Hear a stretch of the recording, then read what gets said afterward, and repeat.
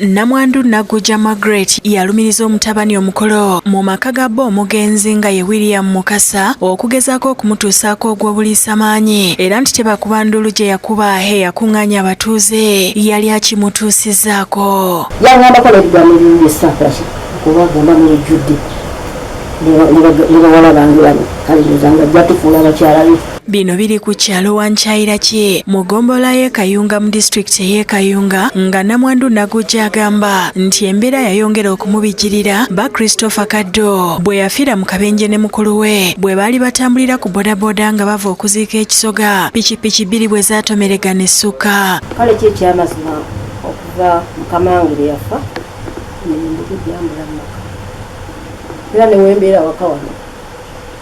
Abatuuze bayise Collins Kafeero ow'eddembe ly'obuntu atule mu nsonga zino nga balumiriza Mukasa okwefuulira nnyina oluvannyuma lwa kitaawe okufa.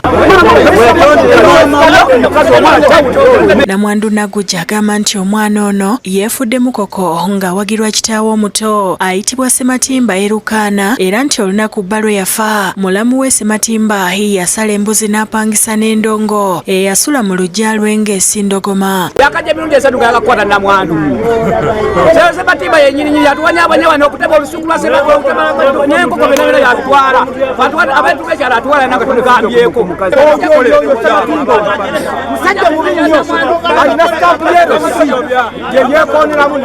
yeyeekonderamu n'atwala n'asiba. Naguja agamba nti obutakkaanya obusinga wakati w'omugenzi Kaddu ne Sematimba buva ku bibanja eby'ensikirano Sematimba by'ayagala okweza yekka era omugenzi yali abikozesa ku mpaka. Twatuuzaako olukiiko ng'omugenzi yakafa ne babagamba nti abaana bano tajja kuweza emyaka 18 mulyoke mulowooze ku by'okugabana ki.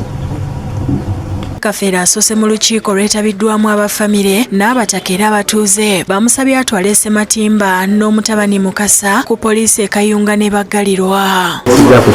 Omwana agende lukomera ayingire alinda wayogera naye awaka ntirawo okusinza ku ntiisatiisa gye nkoze ki ne mukama we abadde tabumanyi taata we nga taata we kuba yali amukutteko ku dduuka olyokola ki okumutuga n'atuleeterako n'ejjambi wano okukola ki okututema. Kafeero agambye nti okugaba ebintu by'omugenzi Kaddo kulina okubeerawo ng'olumbe luwedde okwabizibwa si kati nga wakayita wiiki 3 zokka. Tuna n'okubeera n'etova administration ebintu by'omugenzi babyegabidde omuntu tandibananda kumuyambiza nalumbe ate batiisetiise Namwandu. Agambye nti abakwatiddwa baguddwako gwa kubonyaabonya Namwandu n'okudibaga ebintu by'omufo. Ngenda kubavunaana abantu bategeerirwe nti teriyo kubonyabonya Namwandu. Sawulo w'okulira yakusakidde eggulire lino ku Lwabukedde TV.